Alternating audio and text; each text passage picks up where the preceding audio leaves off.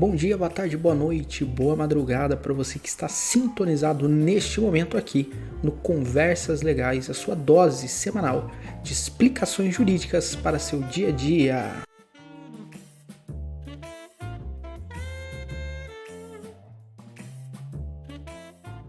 Eu sou Jefferson de Campos, advogado, e hoje vamos falar um pouco sobre um assunto extremamente importante.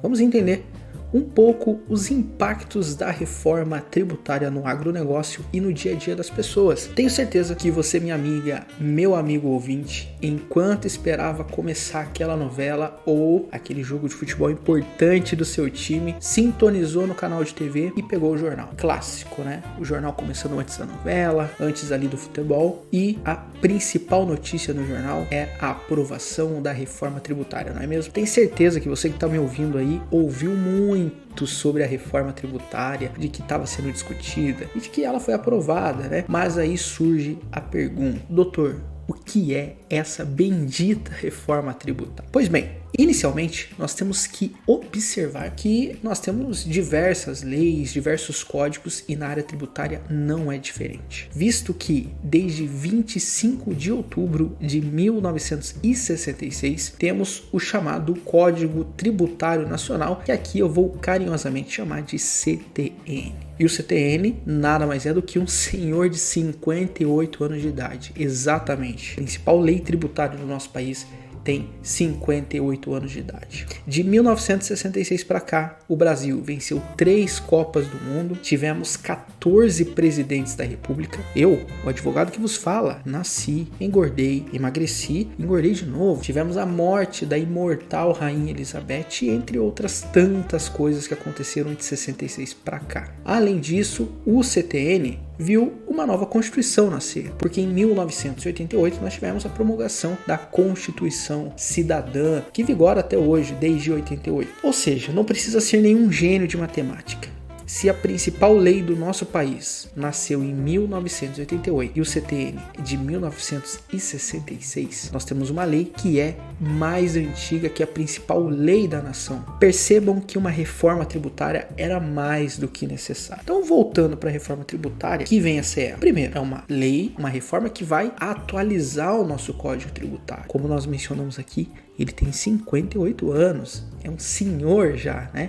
Então nós precisamos dar uma atualizada nele, porque o mundo, a sociedade de 1966 é diferente da sociedade de 2023, 2024, não é mesmo? Muitas coisas mudaram, formas novas de emprego apareceram e as leis elas precisam seguir as mudanças sociais. Então, a reforma tributária inicialmente vem para fazer uma atualização das questões relacionadas a tributos e a impostos. O segundo ponto é que ela também vem para simplificar, ela vem para tentar ajudar a nossa vida, que já é, sofrida nessa questão de impostos, né? Um dos países que mais paga imposto, né? Só no ano de 2023 nós pagamos mais de 3 trilhões de impostos. Então, a reforma tributária, além de atualizar o Código Tributário, também vem para simplificar e fazer a unificação de alguns impostos, né, que são cobrados aí sobre o consumo. Mas, se você quiser aí um episódio apenas sobre a reforma tributária, escreva para mim nas redes sociais, @Jefferson de Campos. Escreva lá: doutor, quero um episódio do seu podcast apenas sobre a reforma tributária. Vou ter o prazer de gravar esse episódio para você. Mas aí surge o seguinte: doutor, o que o agronegócio tem a ver com isso? E eu digo para você, meu ouvinte, minha ouvinte, tem tudo a ver. Você sabia que o agronegócio contribui com quase 25% do PIB do país? Para quem não sabe, o PIB é o Produto Interno Bruto, que nada mais é, segundo definição do próprio IBGE, que é a soma de todos os bens e serviços produzidos por um país. Ou seja, quanto maior o PIB, maior a riqueza daquele país. Aqui no Brasil, a soma dos bens e serviços produzidos, em torno aí de 25%, está diretamente relacionada com o agronegócio, ou seja, o agronegócio é responsável por boa parte do PIB desse país. Ou seja, nós estamos falando de um setor que gera muitos empregos, que produz muitos produtos e serviços, consequentemente paga impostos. Você e eu e você, somos dependentes do agronegócio. Graças a ele que podemos nos alimentar diariamente e podemos nos vestir, por exemplo, entre tantas outras coisas. A falta de chuva, por exemplo, afeta o agronegócio e, consequentemente, afeta os preços nas gôndolas do supermercado, que também afetam o nosso bolso. Se o preço na gôndola está muito alto, nosso bolso vai sofrer. O excesso de chuva também faz isso e o nosso bolso também é afetado. Percebam que as coisas que afetam o agro acabam também por nos afetar. Logo, os impostos pagos pelo agro também podem afetar o nosso bolso. Se esses impostos forem altos ou forem baixos, nós iremos sentir isso na pele, ou melhor, no bolso. Agora que você entendeu a importância, vamos discutir como a reforma tributária afeta o agronegócio e, consequentemente, como afeta a minha e a sua vida. A reforma tributária fez uma grande mudança, e a principal mudança da reforma tributária foi a unificação e simplificação de impostos. Ou seja, a reforma tributária criou 2 novos tributos para substituir 5. Ou seja, nós tínhamos 5, ficamos em 2, reduziu 3. Não é aquelas coisas, mas já é uma mudança interessante, vamos concordar. Mas quais são esses impostos? E agora eu estou falando aqui não só com você que é do agro, mas também você que tem qualquer tipo de comércio, você que presta serviço, você que é um prestador de serviço, você é um empresário, um comerciante ou trabalha no agro, você precisa saber o seguinte, que se você exercer alguma atividade, seja de comércio, se você é empresário, trabalha no agro, presta serviço, você precisa recolher o ICMS e o ISS. O ICMS é um imposto sobre operações de circulação de mercadorias e prestação de serviços. Esse imposto ele é cobrado exclusivamente pelo Estado. Por sua vez, o ISS, que é um imposto sobre serviço, que o doutor também paga, viu? É um imposto cobrado pelo município. No caso do ISS, esse imposto aí que o doutor também paga, toda vez que um serviço é prestado, nós temos que pagar uma porcentagem do valor desse serviço para o município. Ou seja, prestou um serviço no município, precisa pagar aí para a prefeitura 2 a 5% do valor da execução do serviço. Esse é o ISS. Por outro lado, nós temos então o ICMS, que eu acabei de mencionar ali, que é o Imposto sobre Operações de Circulação de Mercadorias. Esse é cobrado pelo Estado e toda vez que uma mercadoria sai do estabelecimento, toda vez que ocorre uma transação comercial, gera-se a obrigação de pagar esse imposto para o Estado. Claro que não é apenas isso, né? O doutor aqui simplesmente simplificou para vocês. O ICMS e o ISS, eles foram substituídos por um novo imposto chamado IBS, que é um imposto sobre bens e serviços. O outro imposto criado é o CBS, que é a contribuição sobre bens e serviços, que substituirá no futuro o PIS, o COFINS e o IPI, que são impostos aí também da área federal, e eu posso gravar um episódio futuro para falar sobre eles, porque é muito importante isso aqui, principalmente para pequenos comerciantes, aqui o pessoal do Simples Nacional pode se beneficiar muito aqui com questões relacionadas a PIS e COFINS. Tá? Mas essa reforma e substituição desses impostos é boa para o agronegócio? E a resposta é sim. Você sabia que os produtos da cesta básica, por exemplo, eles vão ficar isentos de imposto? Olha que maravilha, hein? Produtos da cesta básica com a reforma tributária vão estar isentos de imposto. E o que isso significa? Se os produtos da cesta básica estarão livres de imposto, automaticamente os preços deles também vão diminuir. Além disso, os produtores rurais serão beneficiados e nós, como consumidores, também seremos. Vai ser muito interessante quando a reforma tributária estiver valendo mesmo, poder comprar os produtos da cesta básica sem o imposto. Certamente nós vamos ter aí uma diminuição no preço de alguns produtos. Mas aí surge a pergunta, e o que não é da cesta básica? Bom, esses produtos que não são da cesta básica, eles não vão estar isentos de impostos, não. Porém, os produtos que estão relacionados com o agronegócio, itens agropecuários, itens florestais, itens de extração vegetal e insumos, além de itens pesqueiros, eles vão ter sim uma redução de até 60% na carga tributária. E que também é uma ótima notícia, não é mesmo? A redução da carga tributária para esses itens também é muito importante. Outra coisa importante é que as exportações não serão tributadas. Então o doutor só trouxe maravilhas aqui, né? Tanto para o pessoal do agro quanto para os consumidores, não é verdade? Bom, aí vem a parte ruim, né?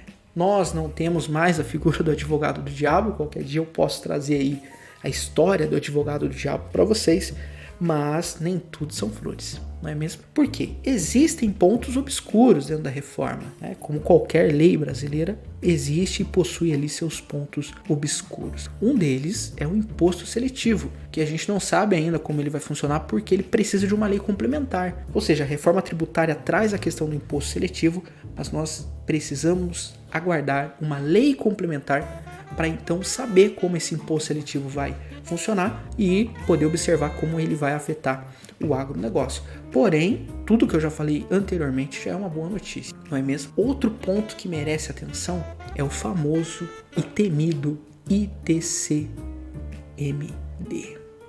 Meu amigo, esse imposto aí, ele é, como dizem alguns, do balacobaco. Por quê? Porque esse imposto ele não é do agronegócio. Você vai pensar, mas doutor, por que você está trazendo um imposto que não é do agronegócio?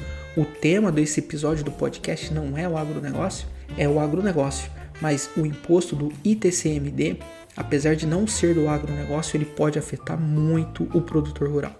Por quê? Que imposto é esse?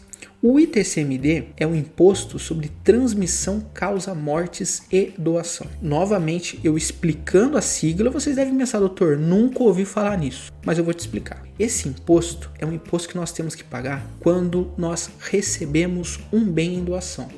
Alguém de muito bom coração acorda numa manhã de segunda-feira e pensa, eu vou doar um bem para a pessoa que está ouvindo. E aí então, esse cidadão te procura e vai fazer a doação de um imóvel para você. Essa doação desse imóvel, apesar de ser algo de muito bom grado e de bom coração, para ela se concretizar, precisa pagar o imposto de doação. Ou, infelizmente, ninguém quer isso, né?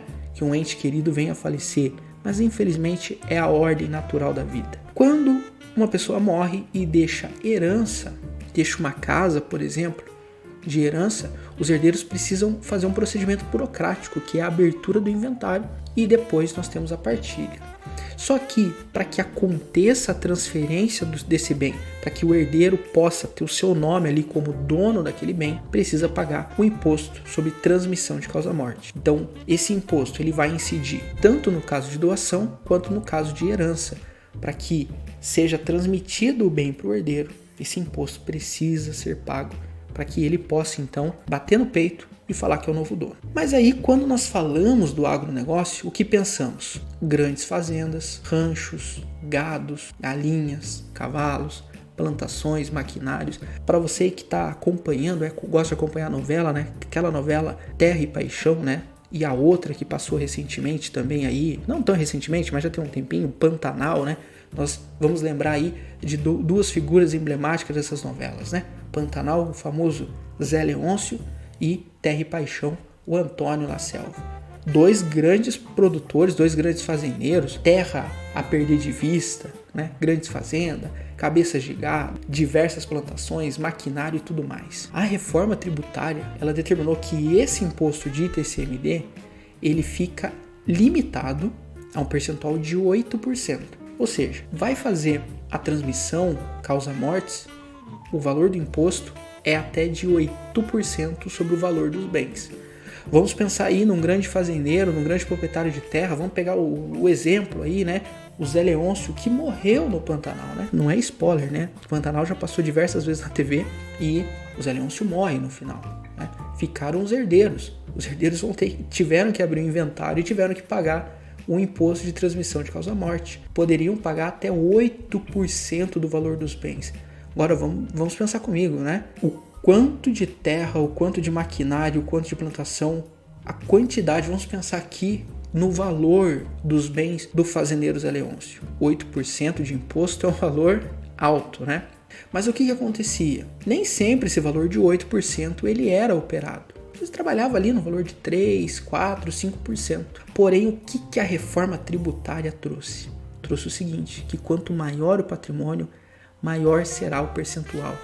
Ou seja, esse percentual tem muita chance, e muitos estados já falaram isso, de que nós vamos ter muitos impostos chegando próximos aos 8%. Logo, na hora da sucessão familiar, ou seja, quando o produtor falecer e for realizado o inventário, os herdeiros eles vão poder arcar com uma carga tributária maior. O que, convenhamos, não é um bom negócio para ninguém. Ninguém quer pagar um imposto muito alto. Por isso eu digo para você que está me ouvindo, é de extrema importância que o produtor e a produtora rural comecem desde já a pensar em algo chamado planejamento sucessório.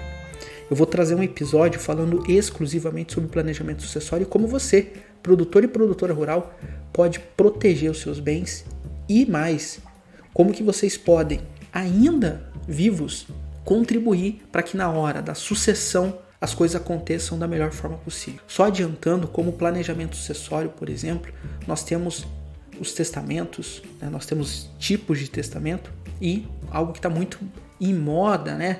Está muito falado dentro do agronegócio, que são as holdings familiares, né? Então, se você é produtor, se você é produtora, está na hora de começar a pensar no planejamento sucessório. Mas aí nós temos o seguinte: doutor, eu não sou produtor rural e tenho alguns bens, o que eu faço? Também está na hora de você pensar, porque esse imposto de 8% sobre o valor dos bens, que vai ser proporcional, né? Quanto maior os bens, maior vai ser esse percentual de imposto, não é exclusividade só do agronegócio não, meu ouvinte e minha ouvinte. Qualquer pessoa, qualquer procedimento de transmissão de bens, qualquer inventário vai estar sujeito a isso. Então, mesmo que você não seja um produtor rural, mesmo que você não seja uma produtora rural, você pode se beneficiar do planejamento sucessório. Espero que você tenha gostado. Qualquer dúvida, perguntas, críticas e sugestões, pode mandar mensagem nas redes sociais, no Instagram, @Jefferson de Campos. Eu sou Jefferson de Campos, advogado. Forte abraço e espero você no próximo episódio do Conversas Legais.